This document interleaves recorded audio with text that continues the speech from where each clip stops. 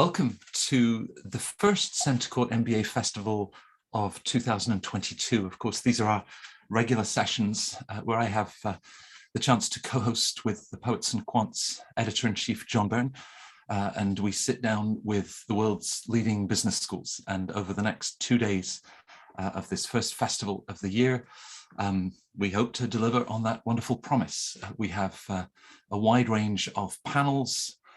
As we look at the focus for February is really thinking about schools and the right fit. Inevitably, with so many gatekeepers that are involved, they will be providing lots of insights and advice about how you can be the best you in the applications that you submit to these very selective top schools. And also through the next 2 days, we've been very fortunate to sit down with many of the deans and MBA program directors of these top schools to get their perspectives and insights on the schools, what really makes them stand out. And it's been wonderful to connect with them, just the passion, the energy, the enthusiasm that they have, not just for their schools, but the sort of transformational leadership journeys that they witness all of their students going through. So here we are with the first panel. Nothing has been said, so everything that the panelists bring to day one is fresh. And it's my pleasure to welcome Anna Faris. Anna is the head of recruitment and admissions and careers at IMD in Lausanne, with that beautiful blue sky behind it. Anna, it's lovely to see you again. Thank you, Matt. I'm very, very happy to be here today. Also joined with blue skies from Montreal and Tatiana Deveau. Tatiana is the recruitment administrator of the master's programs at the Des Hotels School at McGill, who says that all of that tough weather on the East Coast has avoided Montreal. So you haven't had to use those underground corridors, Tatiana, and students have been up above ground. We have. We've been enjoying quite a mild winter here in Montreal. Brandon Kirby's been busy because, of course, Rotterdam is one of those top international schools with a January class start, and the chance, Brandon, to welcome all of that talent that you had been communicating with over the previous year and finally see them arrive on the campus. Brandon is the Director of Marketing and Admissions at the Rotterdam School of Management and the Erasmus University. It must be a lovely moment, Brandon, to then see everybody arriving on the campus. Indeed, and I think especially with what we've all sort of experienced over the past few years, to actually be able to do it and see them in person, I think is something else. It's been you don't know what you got until it's gone, right? And so I think it's nice to be able to welcome them back onto a campus. So yeah, exciting times for sure. Yes, and then from the heat and humidity of Kuala Lumpur in Malaysia, it's lovely to have Emily Elizabeth Price. Emily is the Senior Director of Admissions at the Asia School of Business, this fascinating and very dynamic program in collaboration with the MIT Sloan. And Emily, lovely to have you with us, and perhaps we'll start with you and this very distinct program that now has, sort of 6-7 years of wonderful students coming through looking for that pioneer adventure in Southeast Asia. With all of the panelists, I'd love to just get a sort of a general introduction to the school, perhaps even how its location, really makes a difference, in your case in Southeast Asia. So tell us a little bit about the program, its course length, and why people should be so excited to join you. Sure. Thanks, Matt. Really happy to be here today and to talk about our pretty unique program. So we're a relatively new business school. I think certainly the newest on the panel today. We started out of a unique kind of partnership agreement between MIT Sloan School of Management and the Central Bank of Malaysia, Bank Negara. We launched our first MBA intake in 2016. So we've had 6 intakes under our belt at this point. We've subsequently launched a part-time working professionals program and a specialized master's degree in central banking. But our full-time program is certainly our flagship program. We bring students from all over the world. The intake size is usually anywhere between 40 and 50 students, so still relatively small. And it is designed as a 20-month or 2-year program. We've recently created an option for students to graduate in 16 months. The program is based in the heart of Kuala Lumpur, Malaysia, but we do, I'd say, kind of one of our, kind of key features of the program is that we do have students working on an experiential learning project every semester that could be based in a different country around Southeast Asia. The students do go to MIT for a month as part of the program, and they just got back from a week-long industry trek in Dubai. So excited to get to be doing some travel again. And those are, yeah, I'd say that's kind of a high level introduction, and excited to share more throughout the rest of the evening. Yeah, there must have been a sudden flurry of activity on LinkedIn when they were all on the Sloan campus recently, and lots of group photographs. Here we all are. As Brandon said earlier, it's lovely to actually have students on campus and that sort of energy that brings.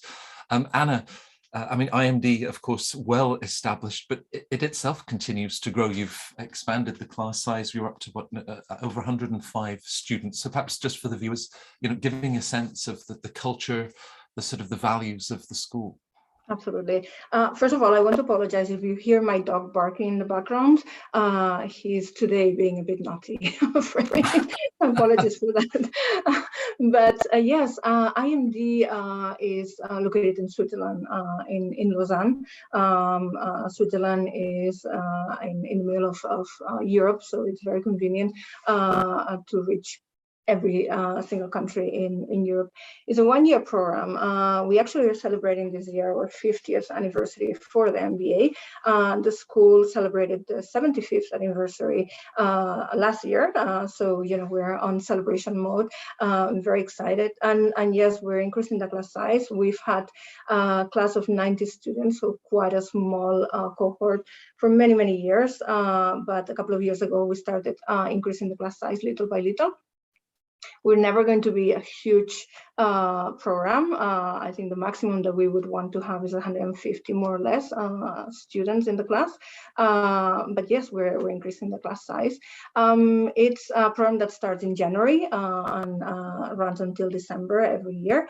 And it's what I like to call probably the longest leadership development program out there. Our school is based or started as an executive education kind of institution where we develop really leadership skills for the executives that come on campus. And the MBA become kind of an extension of those programs, adding the MBA toolkit that you would get into in any other MBA. But I think the main focus for us really is the leadership development. Right, it's quite a leadership journey and intensive. We'll be talking more about some of the components, even the sort of accompaniment and therapy that you provide on that leadership journey. Rotterdam has been in the news with Jeff Bezos and his big boat, and whether or not it will fit under the one of the bridges in Rotterdam. It was a reminder to me, Brandon, of Rotterdam is one of Europe's biggest ports. It's this incredible hub for so much activity, and I guess RSM is at the heart of that. How does that location really shape a school that defines itself as being this positive force for change? Yeah, it does. Ironically, I was out walking yesterday in the city and walked, I wouldn't say past, but I could actually see the bridge. And I think it goes to show people were planning on lining the waterway and throwing eggs at the yacht should it actually, so it just goes to show, I think, in general, what the approach of I wouldn't, not just the Dutch, but people who are living here, the way we sort of approach sustainability and renewables and things like that. As you mentioned, it is the largest port in Europe. So a lot of companies are based around here because of that, to keep an eye on the goods that are coming and going into Europe. We do have a lot of relationships with, for example, the Port of Rotterdam, and you see that not only in our MBA program, but our other programs as well. Yeah, we changed our mission statement a few years back to be a force for positive change, which was sort of us planting a flag in the ground to say that business is a force for good. Business, it can be about personal gain, but it can also be about raising the water around you. And I think that we've really seen that come through over the past few years. Our program starts in January as well.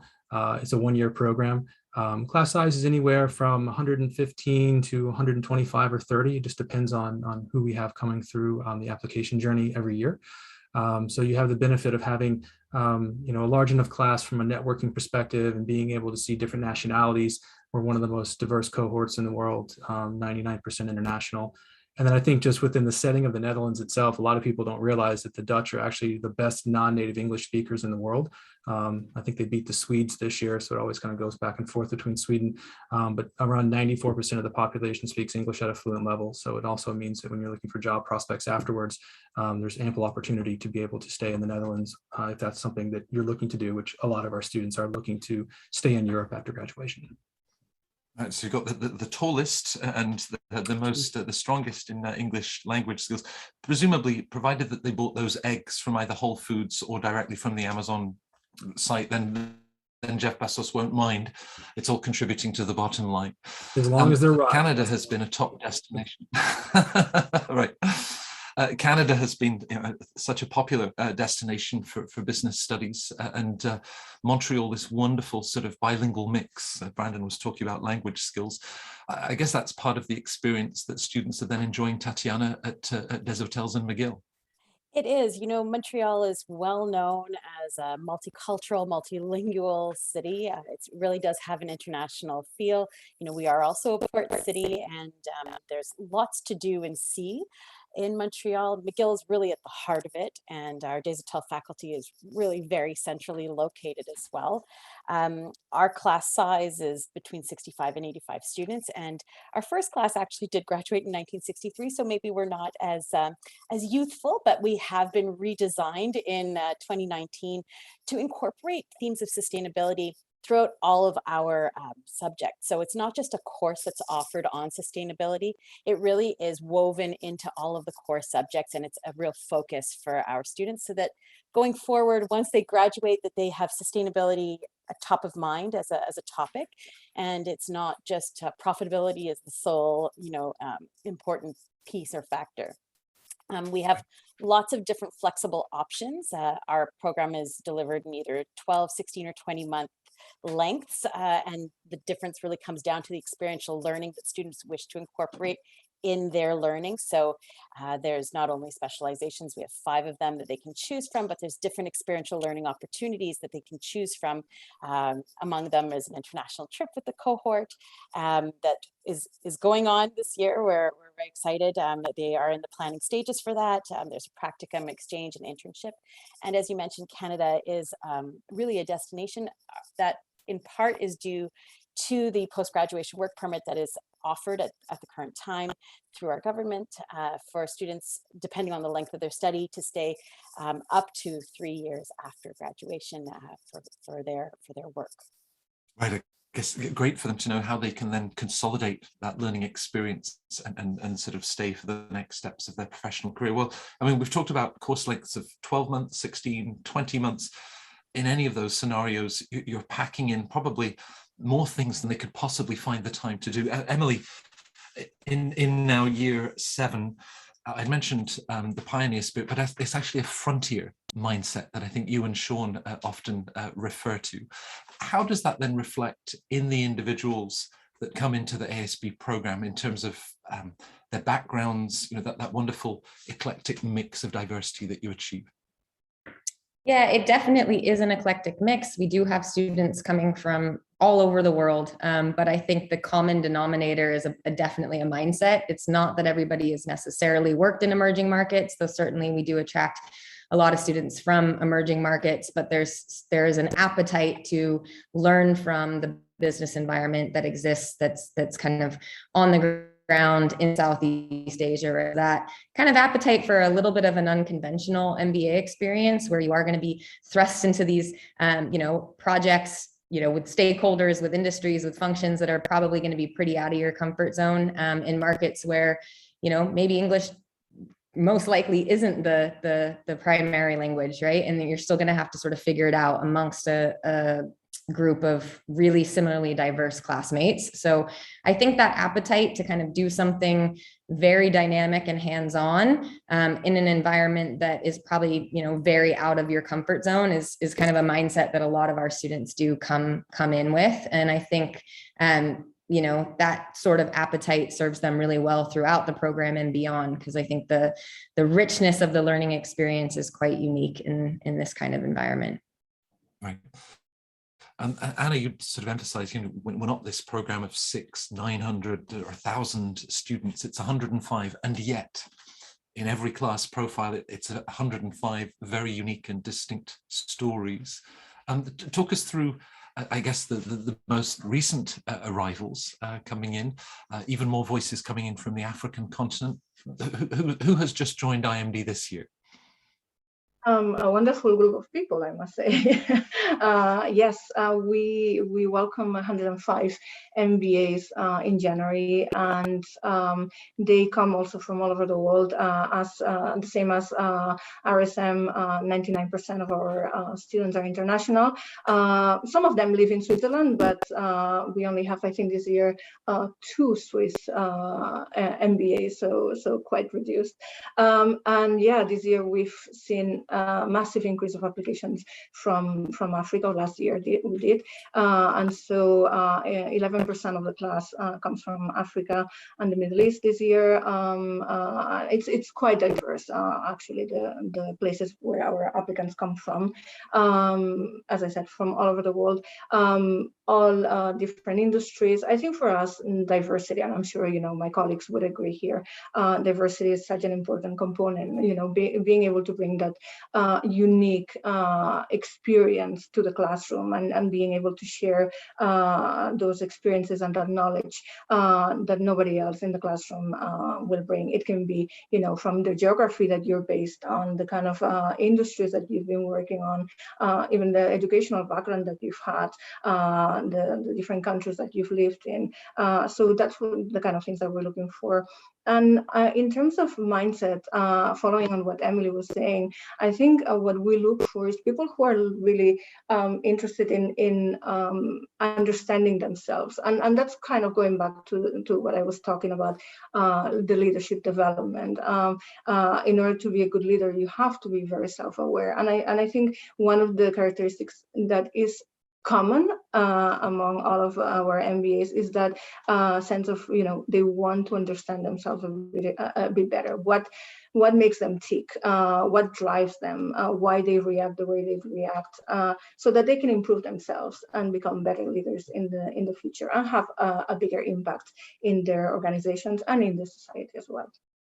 Right. In terms of that self-awareness, Brandon, I mean, your RSM is ranked among the top schools for its the quality of its research output, and yet it's bringing together all of these diverse voices, the sort of backgrounds that Anna was describing. It's that connection in the classroom that really then holds up a mirror, perhaps, to your way of thinking, new ways of thinking, new ways of approaching situations, and such a strong personal learning journey. Yeah, I think using scientifically backed research as sort of a basis for how we approach a lot of our leadership development. So for us, it's called PLD, the personal leadership development journey, if you will, because it starts from the very first moment you start the program all the way through to the end. And I think for a lot of students who then become alums and they reflect back, it is a critical part of the journey, because the academics, all of our institutions are going to give you great academics. But it's the approach that each one of us take that can be slightly different on how we train and how we develop the individual. And so I think that also helps make the journey more personal. So whether that's through coaching, group coaching, and career coaching, or reflection, or different things that we do throughout the program. And I think oftentimes we forget how intense the programs themselves are, especially when you're doing it in a year. It's condensed. So you're really being thrown into things that even the most experienced person who feels they have the broadest shoulders can handle anything. When you throw into the mix that for a lot of our students, they're not in their home country, they're not surrounded by friends and family. It's sort of this social experiment in a way that you're putting 100+ people in a room with all kinds of stress and anxiety and wanting to succeed and what's going to happen afterwards. It's all of those sort of pressures combined with the sort of the safety net or the bubble wrapping around that of what we've learned over the years through educating leaders. And that is where the research comes in, but also understanding how to get the best out of each individual. And I think that that's one thing that we really excel at and that we see year over year with the students who are coming out of the program. So I think that that's one of the main ways that we're able to marry sort of the science-based side of things, but also bring in the more humanistic approach to how we bring leadership development to our students. With this emphasis on finding the right fit, because you're going to do an MBA once, let's make sure you're in the right place for it. Tatiana, lots of great business schools in Canada. Do you feel that there is some sort of magic dust at Des Hotels, something that really resonates with the students that you attract versus other schools, whether they're in nearby Toronto or over on the West Coast in Vancouver? Yeah, well, I think that finding the right fit is so very important, and it's really it comes down to knowing yourself at the moment that you're applying to an MBA. Of course, through your journey, you're going to evolve and change and grow as an individual. I think that at McGill, really what differentiates perhaps our school over other Canadian schools would be that the class size does generate those opportunities more for our students because it is a small cohort. They will get to lean on one another. Like Brandon said, you learn a lot from the group, and you do have really many individuals in the space, but you are learning from everybody's experience, where they came from before, and all of the different diverse pieces of their background, not only the geography, but their work experience and their studies. I think also that students who are seeking to do an MBA at McGill are looking for an opportunity to be with a diverse cohort, which is something, of course, that we are always looking to build a really good diverse cohort to have those experiences. But having the feeling of in the classroom, a sense of belonging, where they can develop those empathetic leadership skills and really find their own personal leadership style and be comfortable with it before they go out and find that new career. It's not just to get them through the MBA that they're learning, but it's something that we want them to be using these skills 5, 10, 15 years down the line from what they've learned in the classroom. Yeah, I mean, you're 4 of the world's top schools, therefore, highly selective, and yet I feel that you offer this gift to applicants. All of you have talked about this opportunity for self-reflection. Maybe you've been working for 4, 6, 8 years, and here is this opportunity to hold up a mirror, think about background choices that you've made. Now, how does that feed through, Emily, to your application? We talked about individuals. They don't necessarily have to have set foot in Southeast Asia, but are there certain components that you're looking to identify that say, that resonates with the sort of personalities and characteristics that we know really work well at ASB? Yeah, absolutely. I think, some of the things that really come out through the application and the evaluation process that stand out to us is, yes, this person is going to, be successful here. They are going to transform here. We're looking for sort of evidence of, again, people don't have to have it all figured out. They don't need to know exactly what they're going to do post MBA, but there needs to be a sort of set of principles and values that are kind of driving their decision-making process. And I think that does get reflected in the application.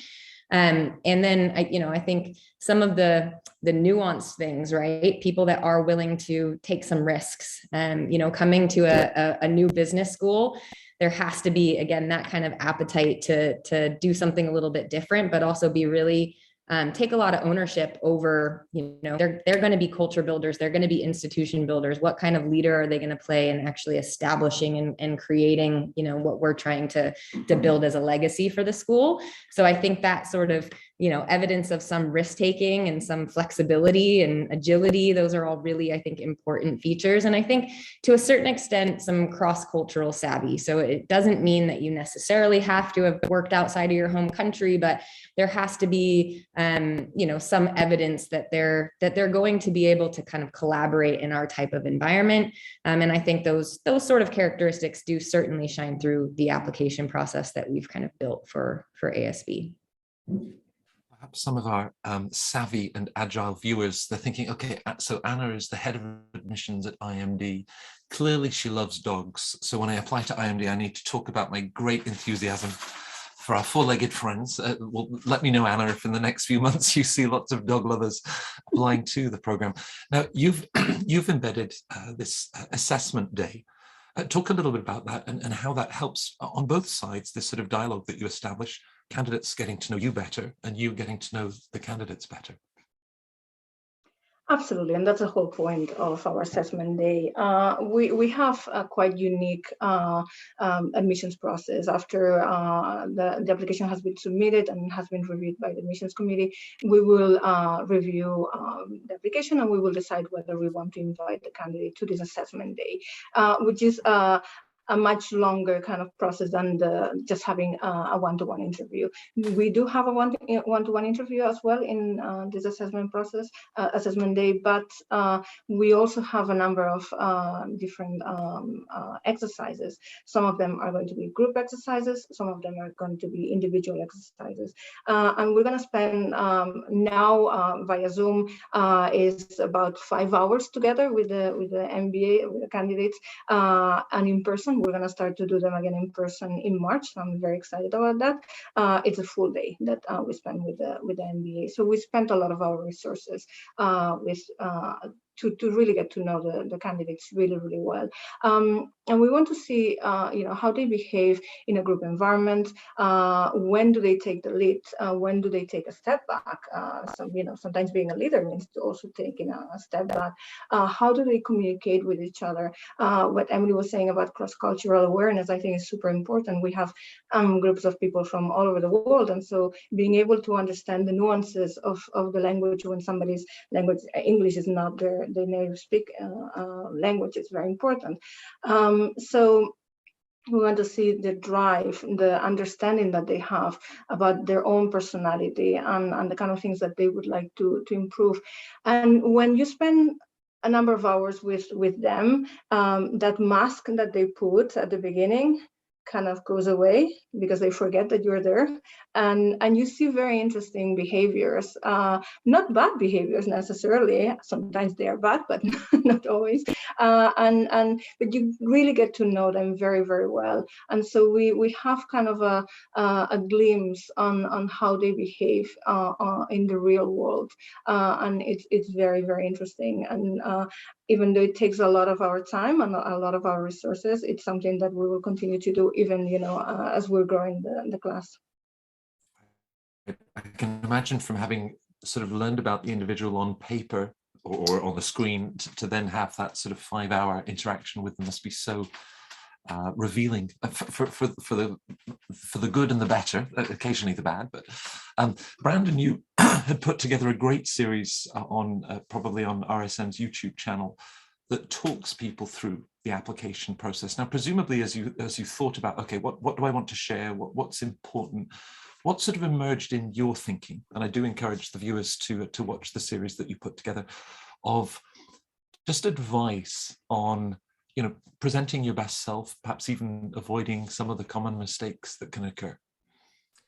Yeah, I won't go into the, make sure you get the business school's name correct and everything like that. I'll spare the viewers and the panelists talking about that. Those are the clear no-brainers. I think oftentimes there's a rush to, and sometimes this is due because of timing. Maybe you decide late in a cycle that you'd like to attend a program, and so there is a time element of things. But in a perfect situation, you give yourself the opportunity, and you've heard us use the word a couple of times from some of my colleagues on the panel about reflection, and to really reflect about who you are as an individual up to that point in time of the application, as well as to, I guess, reflect on who you would like to be after the program. And the more time you spend thinking about those things, besides the mechanical stuff of putting in, what your job history is and your CV and things of that nature, but when you start really getting into essay questions and when you start getting into interview responses, you really need to spend some time exploring and thinking, and in doing so, all those first level ideas, as I call them, in the creative space. A lot of times you get a lot of great ideas in the beginning, and they're not the ones you end up going with, right? Because you keep thinking about it and you go, oh, that's cool. And then the finished product is related to where you started, but much more richer and in a much better spot. Same thing with an application. So if you think about what are the things I want to highlight and why? Yes, oftentimes we're the ones asking you questions during the admissions process, but you have the ability to answer that question in any which way you would like. And while I would never recommend not answering the question you were asked, how you respond to that question is completely up to you. And so this is when thinking about, okay, I really want to make sure that they understand I'm a super creative person and why that matters in a business context. So I'm going to wait for questions that allow me to present that side of myself. Same thing with an essay question, especially if you have an essay question that gives you a little bit more creative license to respond to that question. Your essays are read. I think that's a common question. Like, does someone read my essay? Yes, someone reads your essay question, I promise you. That's when, if you don't have the opportunity to go to an assessment day like IMD has, this is your opportunity to show someone who will only see you maybe as a piece of paper or as an applicant, the side that you want them to see. So the longer you take, I would say, think about it longer than you actually do filling it in, if that makes sense. So think about it for a week, ask your friends, ask your family to reflect on you as well, to sort of get those blind spots that are out there, not just strengths and weaknesses, but hey, you know, what's one thing that I've really been successful at, or, you know, whatever that might be. And then sit back, let it all sink in, and then start to write it. And then the final point would be, if English is your second language, it makes writing it easier because you've been thinking about it a lot, maybe in your head, in your own native tongue. So when it comes time to writing, you're not thinking like, oh, what's that? It's sort of like a story that you've been thinking about. It's much easier to tell a story you know versus making one up on the spot. So those are just some thoughts. Yeah, no, it's a good reminder of what a people-driven process this is, and you know, the individuals reading these applications, it's not just a series of data points to check off. As viewers have perhaps followed Tatiana, schools and their sort of GMAT and GRE optional policies, or I mean, you're bringing them together in a classroom with professors like Henry Mintzberg, Carl Moore, you know, breaking down those silos of accounting and leadership and how everything fuses together. So how have you positioned standardized tests as, you know, one element, but in a bigger picture that you're really trying to understand the individual behind that? Well, similar to what Brandon said, you know, it's every application has several pieces, several components. So it's all pieces of a puzzle. The standardized tests are only one piece of the puzzle, and they're a fairly static piece. It's a flash, you know, a flashpoint or a snapshot of your learning and one day of test taking, if you will. It's a few hours of your life, whereas then your transcript will give a more broad view over time of your learning and those abilities. Then, you know, there are, like we were discussing before, the essay questions, which will give a little bit more insight into the person you are. And that's really the opportunity to make sure that, like Brendan said, and Anna before, you know, that people get to know you as a person and see things that are not detailed in any other aspect of your application. So those standardized tests, while they are important, they are not the be all end all of an application for our school. We do, of course, consider the scores, and it is an exclusive cohort. So there is an average score that we have posted, but there's no minimum for us to apply. Really, it is a holistic approach. And I know that everybody uses that term rather loosely, and it's probably a really difficult term for a lot of applicants to hear constantly and consistently. But it is true that, you know, all aspects are looked at from an application. It's not simply one piece that is going to hold more weight than another and tip the scale. If there's a piece that is a little lower or a little higher for one applicant, it can differ greatly for the next applicant. So it's really important that each piece is considered carefully. Of course, you know, your scores are something that you're putting a lot of time into the preparation and the study and then the test writing. So yes, everybody would like to do well. However, there are other pieces that are of equal importance. I like to think of the admissions process or the application process like a puzzle. So each piece has its place. Each piece will indicate something different about the applicant, whether it's your CV that's going to tell us a little bit more about your work experience, or those letters of reference that are being written on your behalf. Those are giving us your work view, and then we're looking also at who you are through what you tell us in the essay questions, and then of course those snapshots from your testing and then your educational piece. So all together, it should give us that holistic view of what every applicant is bringing to the program. Right. So, and any viewer who's taken a test and think, well, you know, they talk themselves out of applying to great schools like yours, but you know, there's so much more to share, so many other areas that they can shine in. Emily, you'd said earlier, you know, candidates don't have to have everything figured out. Now, when they apply to you and say, I want to become the future chief of staff of a major Southeast Asian airline, and I've met that alum of yours who had that role. How do you look at this? Because of course, focusing on a specific role, a specific company or career path, what are you really trying to get a sense of as they share where they imagine the MBA taking them next? Yeah, and I think this brings up a good point, is that oftentimes when people first set out on kind of the MBA discovery journey, maybe they're thinking about their first post MBA job. I think what we're trying to get to with our applicant pool through a pretty high touch process is, your MBA, the transformation you're going to go through as part of the MBA is going to serve you through your entire career. So my first question to that person would likely be, how realistic is this first job post MBA versus what type of person are you trying to become through the MBA that's ultimately going to potentially get you into that role in the long run. So I think, understanding people's short-term goals versus their kind of longer-term view of themselves, their career, the impact that they want to have is really important. And I think, you just bring up a good point around alumni and like the exploration process. Is you referred to us earlier as gatekeepers, and I like to think of us more as kind of gate openers. So a lot of times what I'll do with potential applicants before they start even their application is putting them in touch with our alumni, with our students, so that they can really use that as an opportunity to understand their career paths, how they kind of got into the positions that they're in. And I want to see that reflected in the conversations I eventually have with them as applicants. I want to see.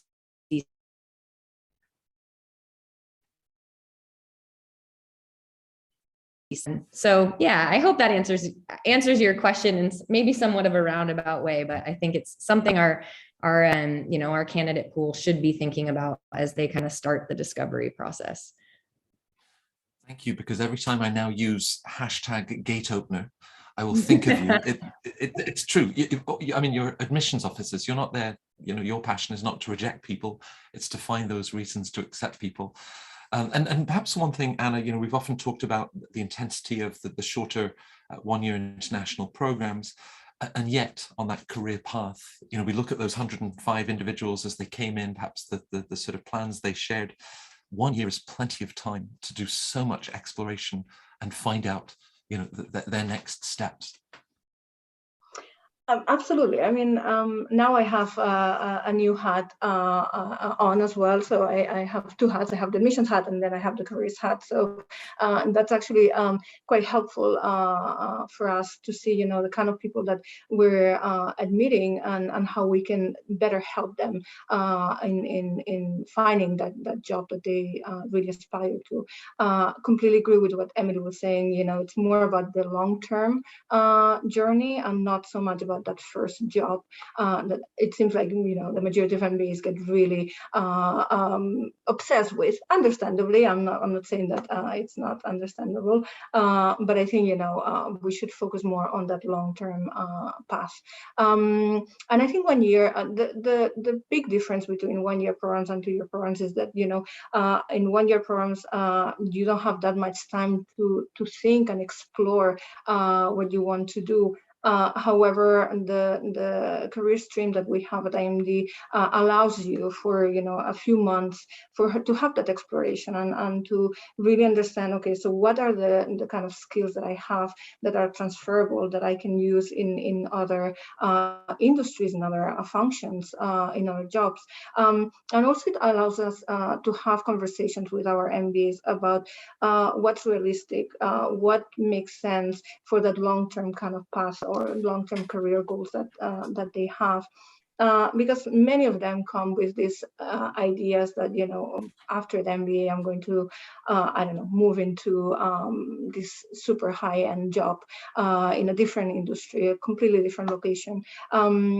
And sometimes, even though that's your end goal, it's how you get there. Maybe you change first your location, or maybe you change first your function. So you don't have to change everything all at the same time.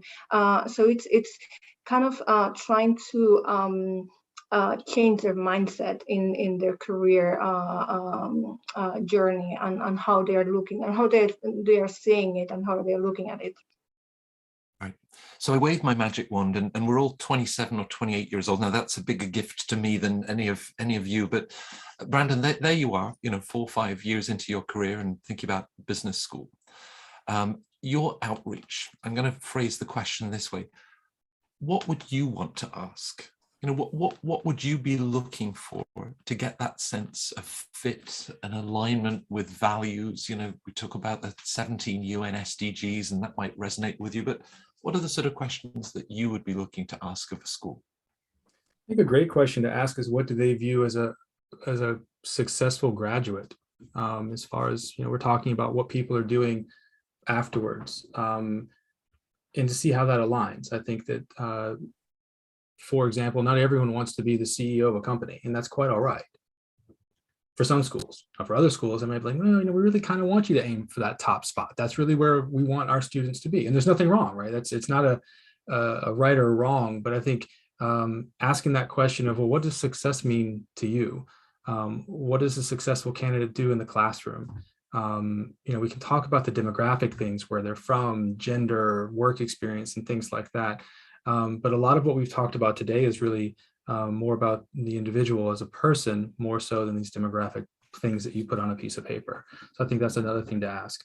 But I do think having an understanding of what the school views as success, and then following up that question with, well, then how do you as a school help your students and your graduates to attain that success?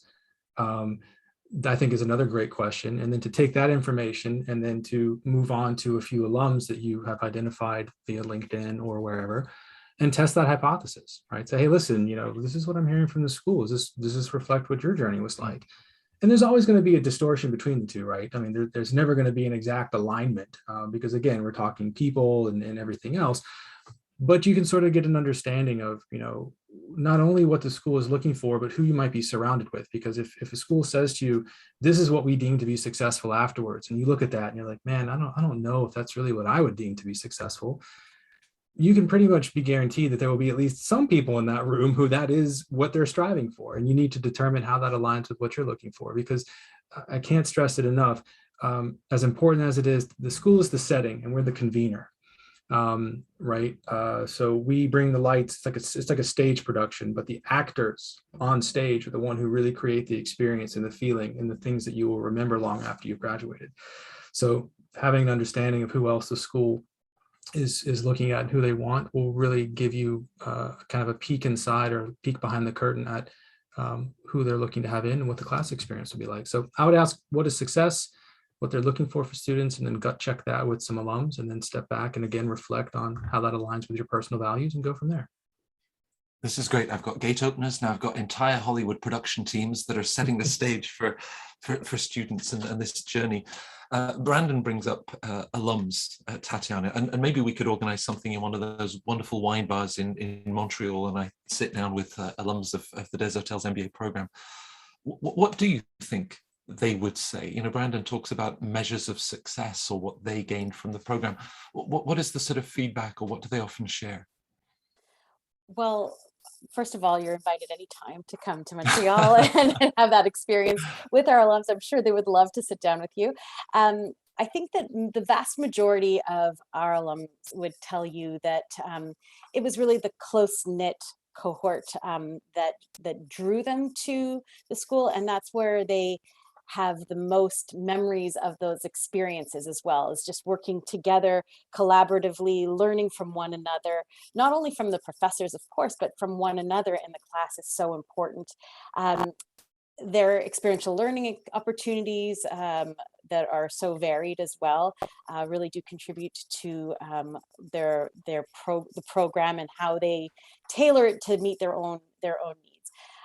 A lot of our alum who I've spoken to, a lot of our alumni will tell you that the career services group will help propel them to that next level, but they really work collaboratively with them.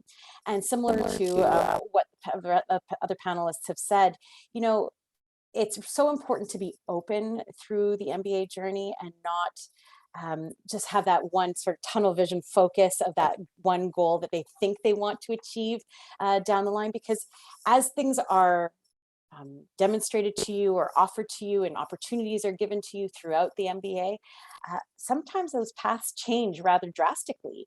If you ask an alum from 10 years ago what they had in mind when they started their MBA and maybe where they are now, it may have taken 15 twists and turns between their graduation date and now.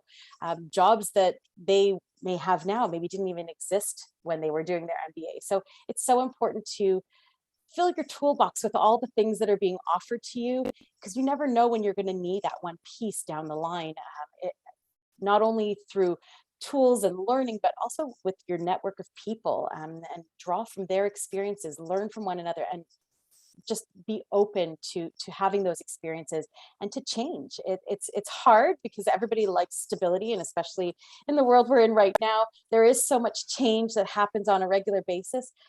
It's so nice to think, though, that every little piece will contribute to the end goal eventually, whatever that goal may be and whatever it looks like.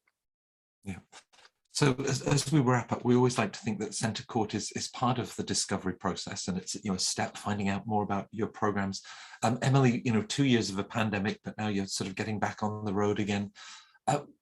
How can our viewers, not just that are with us today, but I mean, people are watching this in the weeks and months that follow, huge numbers of people, how can they get in touch with you? You know, what do you recommend to really find out more about the program? Yes, I encourage people to get in touch with us. I think, you know, I mentioned high touch. I can't emphasize that enough. We have many sort of stakeholders across the ASB community that are very receptive to having conversations.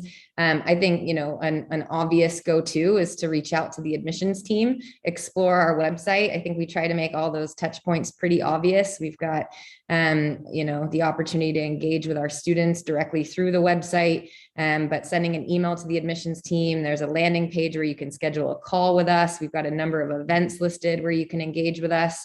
LinkedIn is a great go-to platform, and I don't shy away from encouraging people to use it. So send me a direct request. Let's link up that way. It's also an easy way to explore our alumni's profiles and kind of understand what they're doing. They're super receptive to prospective candidates reaching out and asking to schedule a call and a chat. So I think there's no shortage of resources, and, you know, whatever channel works best for you, I think there'll be a way to get in touch with us. So yeah, I would just encourage people to do whatever they're comfortable with. Emails, websites, LinkedIn. We'd love to hear from you. Viewers, you can see these are great individuals, and that high touch, I mean, that applies to all 4 schools. Anna, it's not, you know, I have to have everything worked out, that this can just be an initial sort of conversation and sort of, you know, finding out if this is the right next step for you, right? Absolutely. I think having a conversation with us to help you understand what an MBA is, first of all, because not everybody knows what an MBA is, and if an MBA can help them in any way, understanding that, first of all, is important. So having that first conversation with us, I think, is great. As Emily, you know, we are contactable in many different ways. So, you know, you just go to our website, and I'll put my email address later in the chat so everybody can have it. But yes, reaching out, talking to us. We also try to put everyone in contact with alumni. Alumni in the end are the ones who have gone through the process. So they will tell you how the experience was for them. Considering that their experience was their experience, and it's going to be different than your experience, that's also something to keep in mind. And in a month's time, more or less, we're going to have in our website the new class profile, where everybody can see the 105 MBAs profiles and email addresses. So again, if you want to get in touch with any of our MBAs, you can just shoot them an email, and they tend to be responsive, not necessarily on the same day, but you know, they tend to respond quite quickly. So I think, you know, trying to use as many ways to gather information and to understand, you know, is this the right place for me? Is this the right program for me? Yeah, we're always welcome to have that conversation. 2 years where we've all faced, you know, around the world, so many travel restrictions, just of course the impact sort of on society. So if we see 2022, Brandon, as, you know, this is carpe diem, this is seize the day. Just one piece of information: with your intake for January 2023, candidates have another sort of 4, 5, 6 month window to be able to find out more about the program and then meet deadlines for the January class start. Yeah, we have 5 rounds actually. So we have our last one for internet. Well, you can apply in November, but it's you have to move really quick because we have to work on visas and things like that. So typically we see the October round being the one where most people, or where this kind of the last international round, if you will. I would say that our April and June rounds tend to be the busiest actually. So we recruit, even though we start in January, we recruit 24/7 or 365. In other words, we don't sort of stop at the end of the year. We kind of go throughout. And what we find is that for most candidates, only around 25% of the people we're speaking to in that cycle are actually looking to begin with the next intake. So oftentimes, and I see people shaking their heads from so oftentimes, because it's a long decision-making process, right? It's a huge decision to decide to quit your job and pick up and move yourself, depending on where you're living, halfway around the world, what have you, and then subject yourself to the rigors of an MBA. So oftentimes it can take a little while to take that decision. So for us in the January start, I mean, we literally just began the program a month ago. So we're very early days. We did have our first round close last Tuesday, but that tends to be for those people who we've spoken to from the middle of last year on, or who really are ready and they want to go ahead and tie everything down so they can start planning. I mean, I think that is a key thing. If you want to do a program and you've explored the finances and you can make everything work, once you've identified your schools, it does make sense to apply sooner rather than later. Not necessarily for scholarship reasons or entry reasons, which are absolutely valid, but more to give yourself time to prepare and plan, because there's nothing worse than the anxiety of having to walk into your job and say, I'm leaving, and then trying to plan, some schools might have accommodations on campus, some schools don't, where am I going to stay, and all of these other things. And then you're going to start this really intense program, which most of our programs, there's not like a real easy, we don't sort of ease you into it. It's kind of like the program starts, you're at 125, kilometers an hour, go, go, go. So the earlier you can take care of all that stuff, it just makes your transition that much smoother, which gives you a better frame of mind to start with, which I think is really critical. Especially if you haven't been in school. For our students, the average age is around 30. So it's been 7, 8, 10 plus years since someone was in an academic setting, which you have to retrain your brain. It's like running. If you haven't gone, you're not going to go run a marathon tomorrow if you haven't, been able to do that recently. So there is still time, but I would definitely say, for the sake of the viewers, do it as early as possible. Then you can really, one, have the time, and then enjoy the time with your friends and family and focus on that so that you can start with a good frame of mind. Yeah. So a cultural reference, 125 kilometers now, that's on a Dutch bicycle, and that's really quick. You have to realize for an American, though, it's tough because I always have to switch between miles and kilometers. But it almost came out miles, so I'm working double duty here. And a final word, Tatiana, from you, because Brandon, you've all said, take this time, find the right school. It's a big decision. If you had to boil everything down, the career outcomes, there's the ROI, all of these wonderful decisions, the networks, one reason to consider this next step, doing it for yourself, what would that be for you? Well, it is. It's growth, right? So it's an investment in oneself. So as we've said throughout this panel and throughout this conversation, it's not necessarily the immediate ROI. It's not that first career or that first job that you'll get post-graduation. Perhaps it's one that you'll find 10 years down the road that you feel this is really where you were meant to be. So like I said before, all those little tools that are going into your toolbox, the investment that you are putting in yourself is going to be worth it in the end.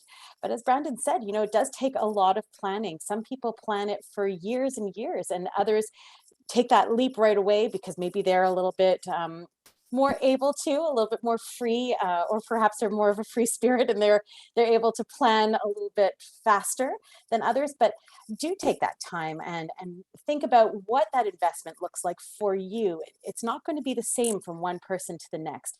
It's really important to know what you're hoping to get out of it, to explain that through your application and have the opportunity to speak to different people and find out maybe what their investment looked like, what their starting point looked at, where they are, what Emily and Anna said, going on LinkedIn and speaking to ambassadors and current students, all really important pieces. And all of those pieces and all those components will wind up as little tools in that toolbox. So somewhere along the way, that investment will convert into a return for you, but it doesn't necessarily happen immediately.